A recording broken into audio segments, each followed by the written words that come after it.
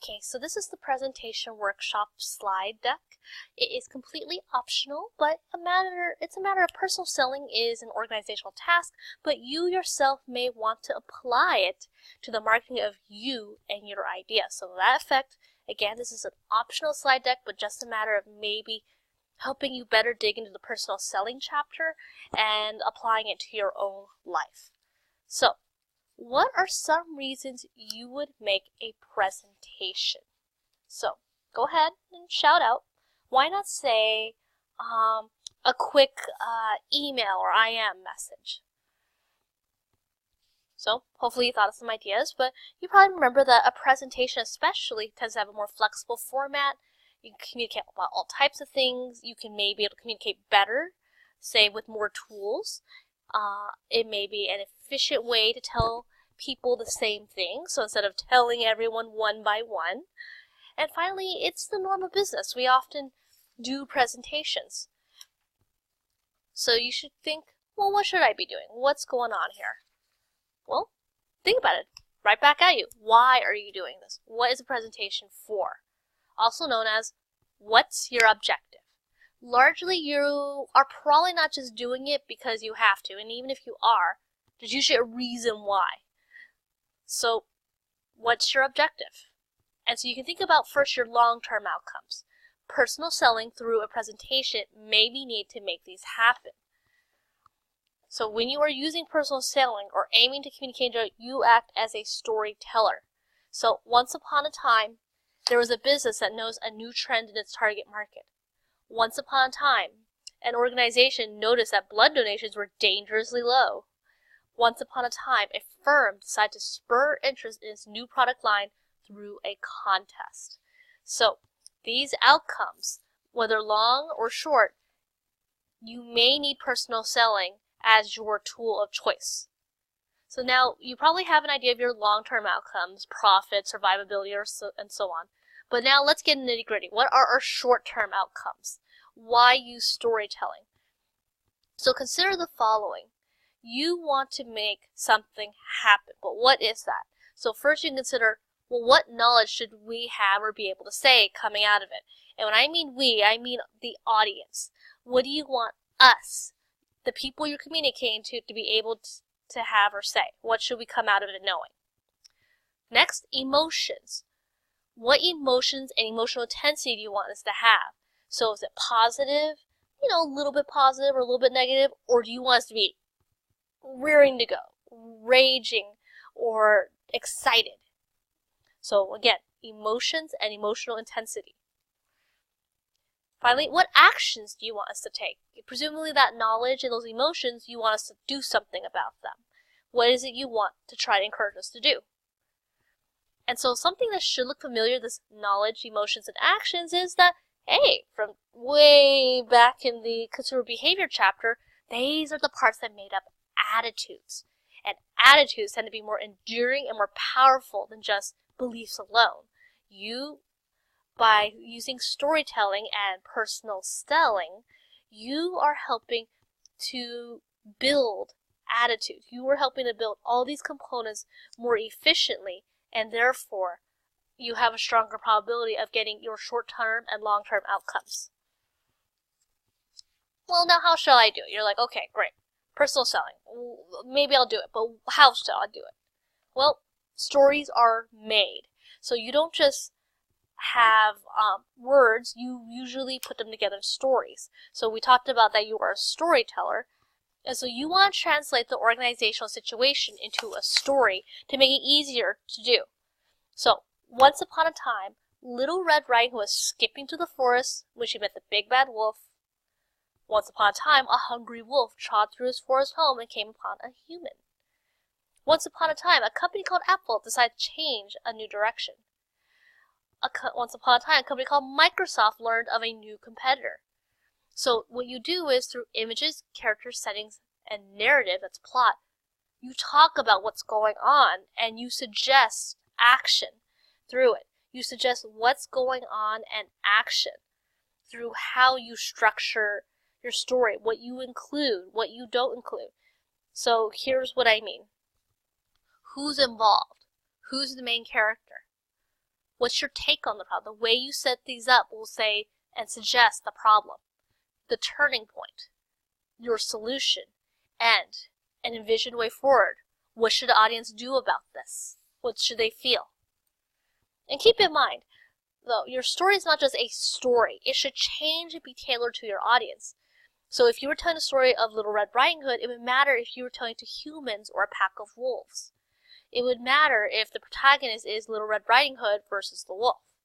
So if you were telling the story of why sales are down, it'll matter if you're talking to, say, the C-suite, the rank and file, your task team, an audience of primarily financial personnel, and so on. So think about it. When you're making a presentation, you can think, who are we? Who is your audience or your letter reader or so on?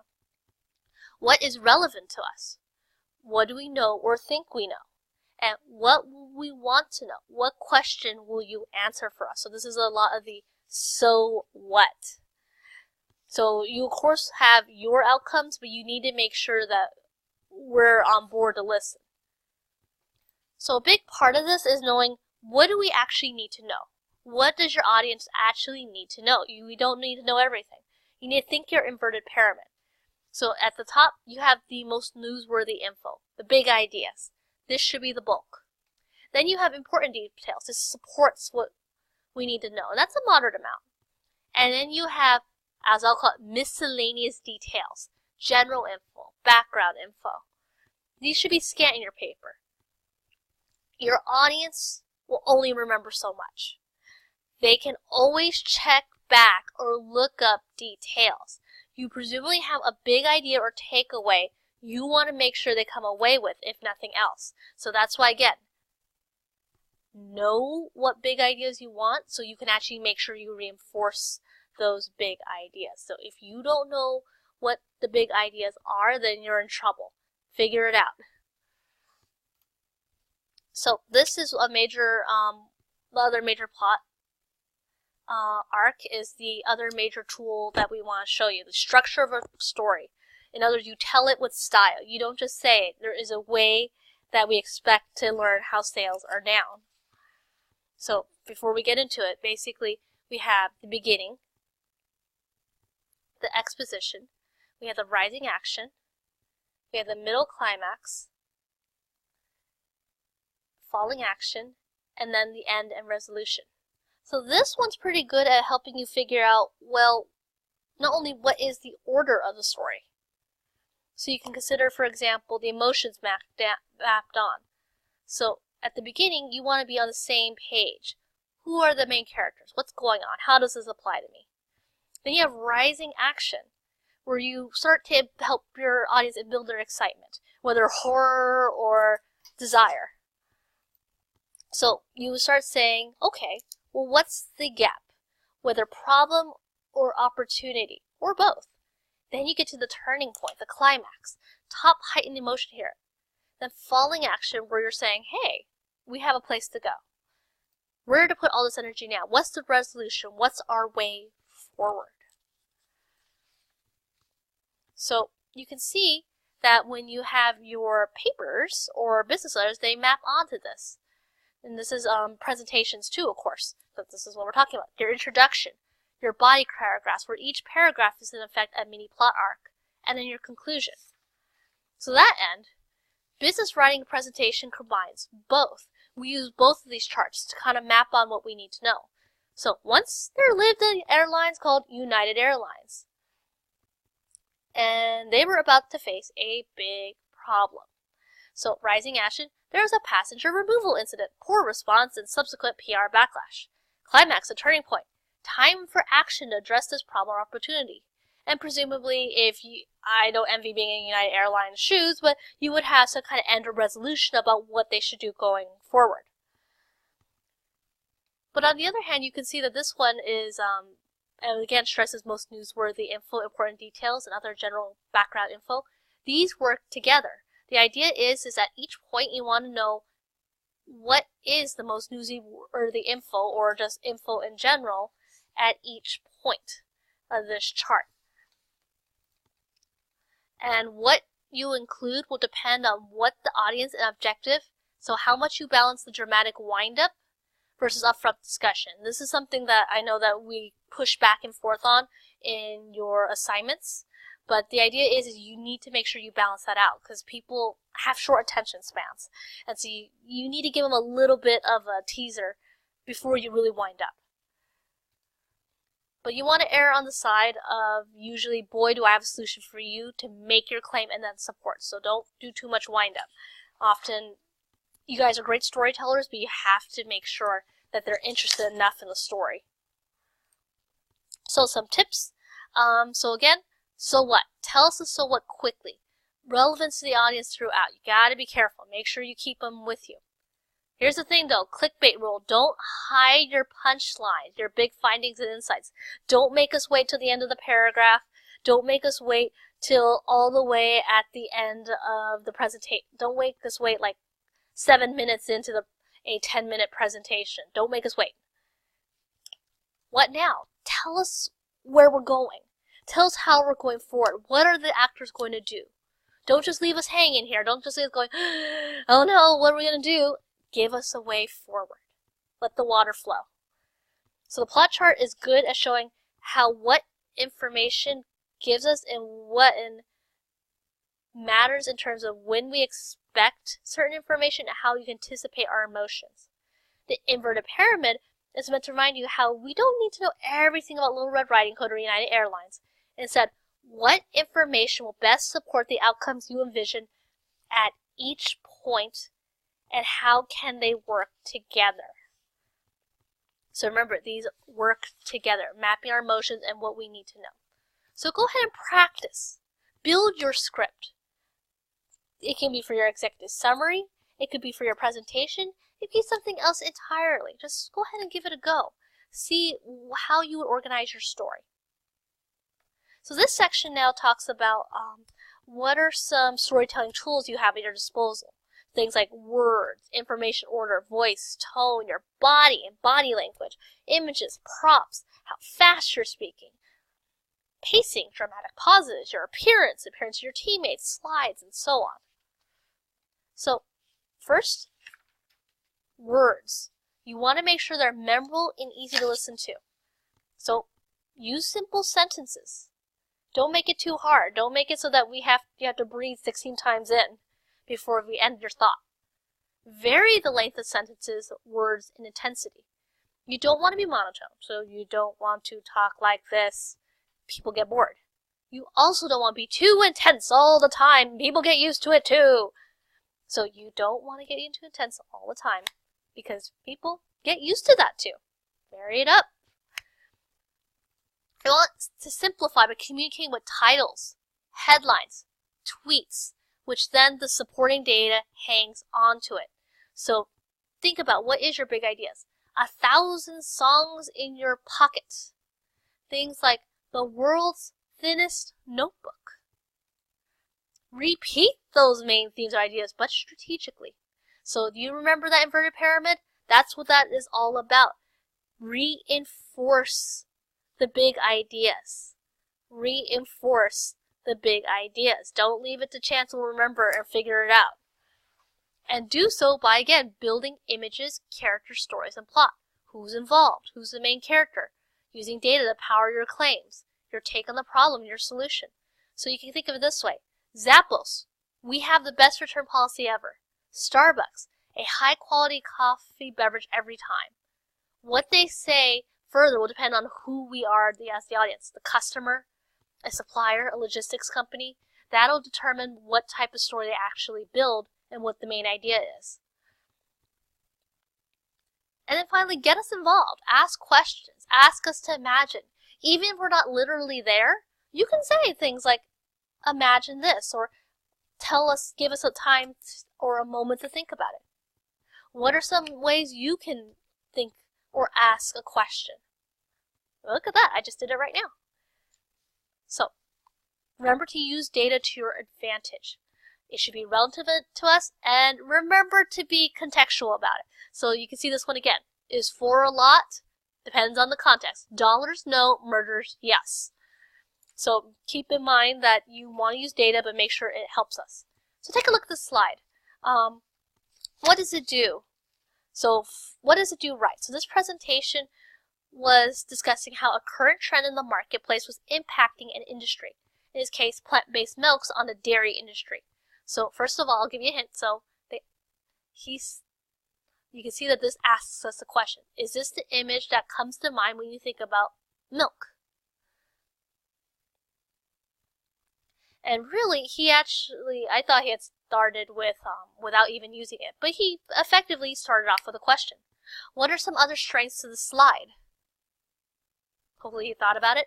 So he asked us a question, got us thinking, got us interacting. He gave a very visual image. So we have the cow. Very clear. Clear headline.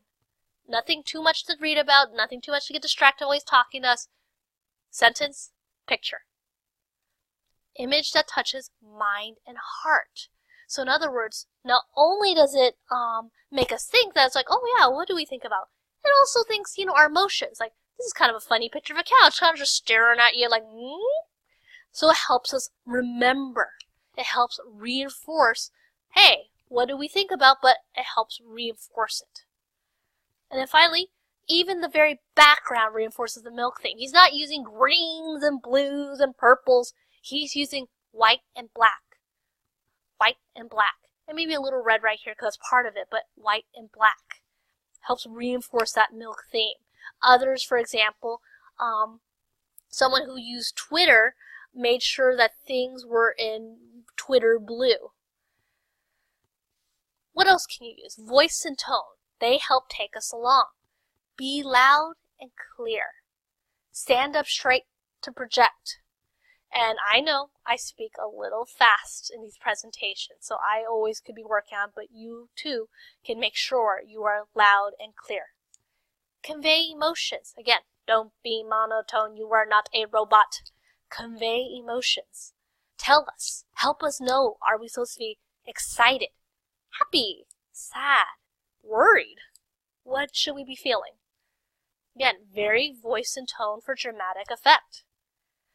Let us drum up. A lot of you are pretty good at this. When you write, I can tell you are using your words. Make sure your words reinforce that you're drumming up the story, and then release. Time it. Make sure you time this. At 10 to 15 minutes, people get bored, as I ironically have talked for 17 minutes. So break it down to mini segments. So you'll notice I didn't just have this in one long tone. We split it up from story, how to build story, and then we did storytelling tools. So remember, break it down. Use your voice and tone. Body language. So go along with me. Let's break it up into a new activity. And I know you can't see me and I can't see you, but how would you position your body if, say, someone who is skeptical, someone who is interested, you want to convey, like if someone was interested, what would they look like? What would their body language be? What if they're upset or nervous? How would you look or someone else look if they were trying to welcome someone in? Notice how the way we move our bodies and talk are very different. So body language is a very important way to convey this. So when we're doing a presentation, it's encouraged to stand up straight. And so even when I'm talking to you now, my body is straight. I'm not standing, but I am standing. My torso is straight. It's easier on the voice because you lift up your lungs and it portrays confidence. We know you are who you are. If you need to, when you're standing up straight, imagine an invisible string from top of your head to the roof. It's pulling you up. Your back is straight. Imagine your heart is glowing, say like Iron Man, so that when you face people, your whole body, not just your face or your head, your whole body is turning toward them. Stomp your heels into the ground. If you feel a little light, stomp it to ground yourself. Again, strong body, like a pyramid. Eye contact. Linger on people a few moments, but switch around. So look at someone as if you're presenting to that person for a few moments. Then switch around to that next person. Hint, hint, hint, hint. If you are nervous, like, oh, I hate staring at people, look at their eyebrows. It works too. This works too for in person. So if you don't like staring at people, you feel a little awkward, look at their eyebrows. Next, Practiced facial expressions. What is it you want to convey? Depends on the audience emotional objective, but should you be neutral, calm, confident, excited? What is your style? What is appropriate? And use your hands and body. So you got a video right here, for example, explains. Invite us in or direct our attention with your hands. One thing is pointing with one finger can be seen as rude, so you might want to practice that 2-finger point or the whole hand gesture. Welcoming body. Move with the story. No crossed arms or hands in pockets unless it's for dramatic effect. See what they're doing here. So again, video, just to give you an idea. There's lots of others out there. Thanks to YouTube, you can see. You don't just have to listen. Props. So, yes, this slide is hypocritical. Sorry, guys. But often with slides, you want more like this and less like what most of my slides tend to be, where fewer words and bullet points, more images or videos, cluster ideas or parts. Remember that people flow left to right, high to low. So you can see here with these slides, this one, I basically go click, it's a common usage of pricing. People think it's boring, picture to reinforce. It's at the end of the lesson. Varying skill levels and confidence. Final price, stagnant and minimally strategic price misconception. So you can see what trying to convey common issues. One big idea with a couple ideas, with a couple of images to reinforce. And you see this one, he's presenting his findings and he uses a picture image and just one big idea to represent the whole thing. Other stuff? Okay, consistent with theme. Clothing, what's your dress code? Do it based on norms. Something important is often sometimes teams dress differently from each other and just make sure that it's appropriate for the story. Think about what things you might want to hand out. Sound and vision. Think about all the senses. Some people, for example, use taste or touch as part of their presentation. Handling questions. So one of the final things we'll talk about your presentation is handling questions, whether by email, in person, or discussion board. Your audience likely has questions. And first I want you to embrace the questions. That means they're interested and they retained something. You did it. They learned something. They have enough to ask you a question. So embrace them. Don't be too scared of them. Pausing is fine. People will recognize your thinking. And if you need a longer pause, many people like to have a cup in their hand to sip some water. So if you need to do something or take notes, pausing is fine. So a lot of people, you use it to your advantage. Help each other. If you're in a team, act like it. Have a sense of how to step in if needed. Speak as a team.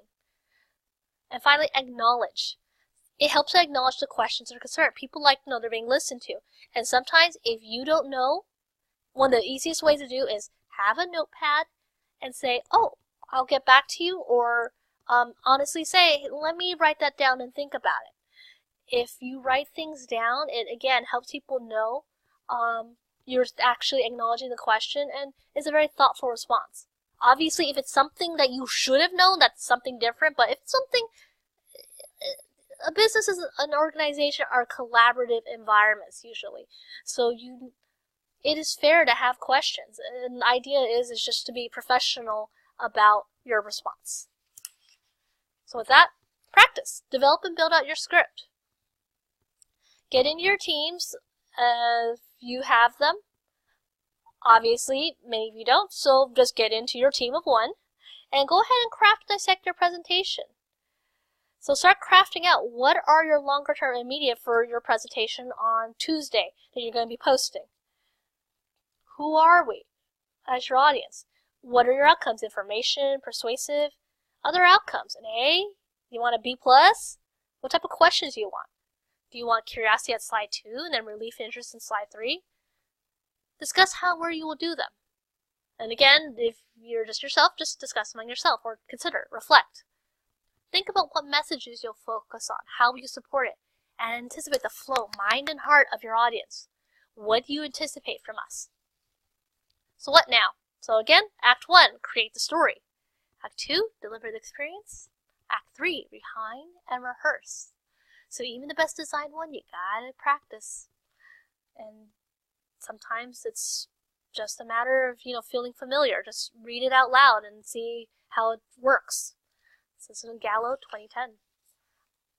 So each step in the personal selling process involves its own set of skills, but it's also important to think of the process as a whole. So use this to your advantage as well. Your presentations and the way you communicate follows this. Think about how it should set up your priorities. Think about what you want us to do. Think about what our needs are. So with that, here are a few more resources just to get you thinking. This one, Pixar Storytelling Rules. I know that they tend to tell more fantastic stories, but you yourself can do that. So, for example, one of the big ideas you always want to know is, again, what is your outcome? Why tell this story?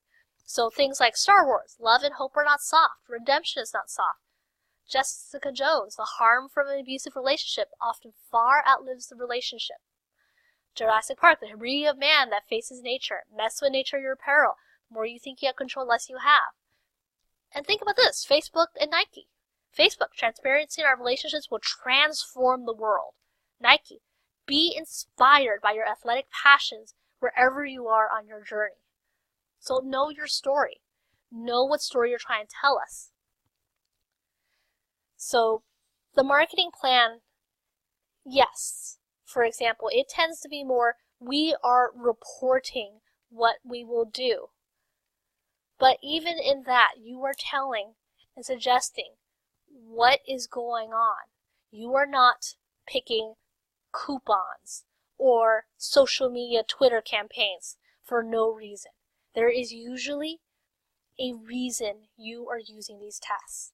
And so that is the foundation of your story. Who you are, where you're going. And with that, there's some more resources on just general how to do presentations, how to talk, craft your story, and just take a look at what types of things your presentation does. And again, trust yourself. You've been working on this all this time to tell your story. Tell us, what is it we should do with your marketing plan? What is it meant to do? What is it we're going to do? So with that, I hope to see your stories out there, whether you're, of course, your marketing plan, but all those other ideas you have out there.